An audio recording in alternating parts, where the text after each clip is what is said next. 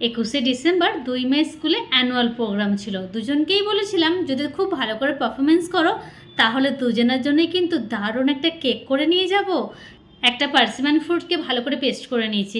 একটা বোলের মধ্যে বাটারের মধ্যে দিয়েছি আমি পাউডার সুগার, ভালো করে মেল্ট করে নেবার পর একটা ছাঁকনির মধ্যে নিয়েছি 1 কাপ ময়দা, 2 চামচ মিল্ক পাউডার, ভালো করে ছেঁকে নিয়ে একই ছাঁকনির মধ্যে পেস্ট করা পার্সিমান ফ্রুটটাও আমি দিয়ে দিয়েছি ওই মিক্সচারের মধ্যে।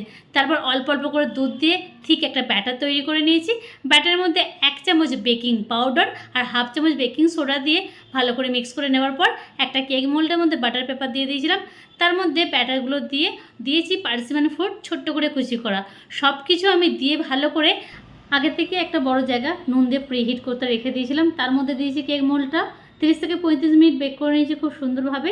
মেয়েরা খুব পছন্দ করেছে আর আমার বড় মেয়ে সবসময় আমাকে যে রিভিউটা দেয়, ಮಮ್ಮಿ ಚೆನ್ನಾಗಿದೆ. থ্যাংক